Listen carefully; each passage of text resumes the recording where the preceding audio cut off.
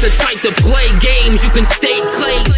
Came to show the movement moving like a freight train, breaking walls and crumble earth with every step we take. We walking by with lash and your neck will break. Never let it stray, so say it wrong, we'll set it straight. So coming at us with an awkward demeanor is leaving your life in the dead of fate. So pedal straight, avoid these shots, we send it all costs. Truly believing that it'll be different, we watching your body get hauled off. Simple as this, we giving the vibe of the revolution that we living within. Diminish the doubt of the haters that talk on the low because of this minuscule shit.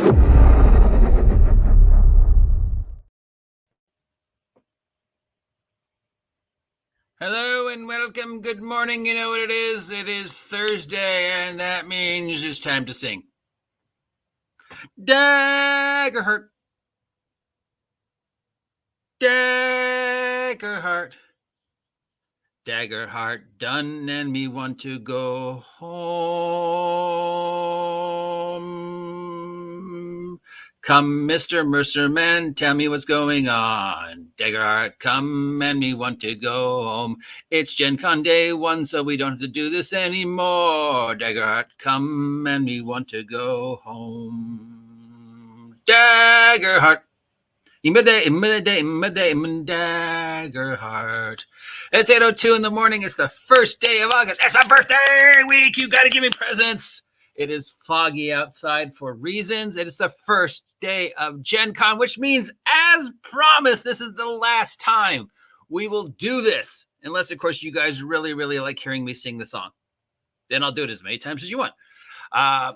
When we started the breakdown of the evolution of Daggerheart at the beginning of the year, I said I would only do this through the beginning of Gen Con, which is as of now. They've already had them on the stage once already. They've already had them interviewed once already. So yeah, we know that that's it. That's it. Daggerheart, it's gone into beta. Its beta is done. It's going into whatever the next thing is. They've talked a lot about campaign 3, campaign 4, the spin-offs, the TV show, Laura's Dice. Very little about campaign 4 yet, but it's only the first day. But this is it. I'm done. Unless some major news breaks, or you really want to hear me sing the song again. This is the final Daggerheart beats. Thank God. I am so sick of Critical Role. I think we all are. All right, let's look at some numbers from the Twitch first. Yeah, it looks like they're pretty much abandoning Twitch. And why not? I mean, they've got their own now. And, you know, I don't know really understand the mechanics or whatever, but it does seem like it's just in their best interest to walk away from Twitch and focus more on Beacon. They still have 1.4 million followers on Twitch, so it hasn't really affected the followers at all. By now, I kind of think we all expected the drop-off to be a little bit more, but whatever. There are, you know, long dead Twitch and YouTube channels that still have millions of, you know, hundreds and thousands of followers, so whether the channel is active or not, I don't think really matters. I think people just log in and subscribe and then forget. Anyways, we've only had 2 things on the Twitch since the last time we checked in. Campaign 3, episode 101. This is the Brandon Lee Mulligan spinoff thingy with 160K views. If I'm saying your name wrong, Brandon, I apologize. And we've got Four-Sided Dice, episode 26, with 48.3K views, where they sit around and talk about stuff that happened in the previous episode. That's it for the Twitch. On the YouTube, we've got the Moon Ward official trailer with the very frightening looking, I don't know if that's, I don't really know what's going on with the person who's the DM. If they're trying to look like Dr. Frankenfurter, I don't want to insult them, but yeah, the lighting does not do this individual any favors, and the trailer does not do this individual any favors. So yeah. But I think there's a DM, and I think they might be trans. I'm not sure. Anyways, that had 102 views for just the trailer on the YouTube. Downfall Part 3, Critical Role Campaign 3, Episode 101, 198K views on the YouTube. Announcing Queen by Midnight, quarter past 11K views. This is the first expansion for the Queen by Midnight board game that they came out with that obviously with only 11K views, nobody gives a fuck about.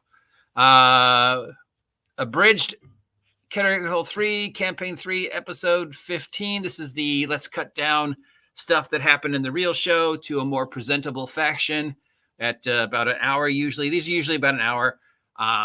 So if you're interested in catching up with Campaign 3, this is the best way to do it. Only 8.1K views. So again, doesn't really feel like people really care, or they're watching it on Beacon and don't really care about the YouTube either. Though the YouTube still has 2.27 million subscribers. That's one of the largest I know of. So, but again, yeah, it doesn't mean, what does that mean? It doesn't mean anything. They are subscribed. We had them talking at Comic-Con. That went live for some reason yesterday, even though Comic-Con ended a week ago. But this is their fireside chat Q&A with 74K views, and Four-Sided Dive episode 26 with 67K views. So the YouTube numbers are going down too. So it does feel like more and more people are just watching it on Beacon. I don't know. I think Beacon is $5 a month, $3 a month for their independent thing. And they have way more things on Beacon than they do on any of the other channels. And they've said that they want to focus more on Beacon than anything else. So we have the first stuff of them coming out from post SDCC and first talk at Gencon. Mostly they just rehashed what they've said so far that was at SDCC. So as we know, a third season of Vox Machina, fourth season of Vox Machina on Amazon. Is it 3 or 4? I think it's 3. So this is 3. And also the Mighty 9. The Downfall miniseries has definitely exceeded the rather negative expectations it had going in. A lot of people were negative about doing another spinoff. They'd just done a spinoff of having Brandon Lee Mulligan taking over.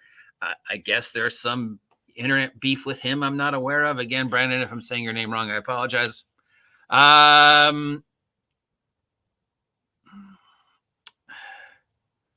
We're doing the Mighty 9 on Prime. I don't know if we have a release date yet.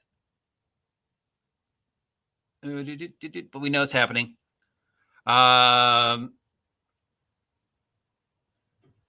there might be another spinoff with even less members.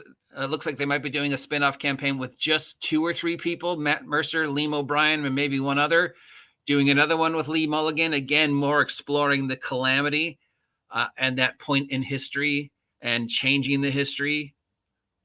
Marisha has talked about Beacon and wanting it to go bigger and better. So yeah, that does seem to be the main focus for their entertainment. So it looks like it's going to be Amazon and Beacon, with Twitter, Twitch, and YouTube getting less and less stuff from them, which is fine.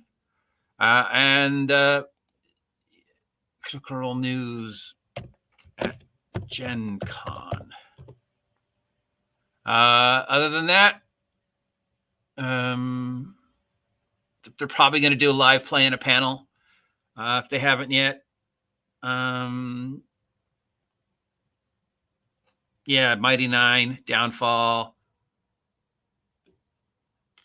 Pretty much what we expected. Probably doing some play testing, beta testing. A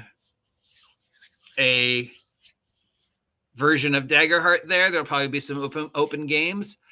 Gen Con's already sold out, so if you're going there right now and walking through the door expecting to get those one of those 3,000 copies of the Player's Handbook, screw you, or anything else, yeah, it's already sold out. I don't know if that means dealer room badges are still a thing, but if you want to attend anything, I don't think you can. I mean, I don't know how hard and fast that is. I went to San Diego Comic Con at least twice when it was sold out. I've been to several gaming conventions back when I was younger and a little more loose with the law that were supposedly sold out, or I just didn't even have a ticket to. I just walked in, you know, and every time I saw a bag, you know, yeah, but no, don't listen to me because anything I just said about, no, you need to pay your walk-in, your day pass. Do not try and sneak in illegally like the 2 times I did at San Diego Comic Book Convention.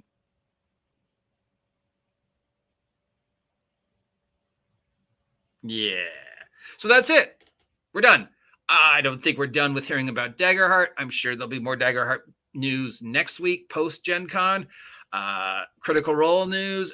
That's it. I'm done unless there's another major controversy like people sending death threats to Laura again or whatever.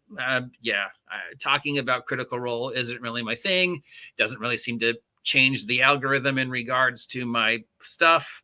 There's plenty of other people who devote entire channels to either saying good things about Critical Role or more often than not, bad things about Critical Role. So unless this is something you really, really, really want to see me continue to do every week, that's it. I'm done with Daggerheart. And I'm done for at least a while with Critical Role news. Again, of course, obviously, if some major Daggerheart news drops, we'll cover it.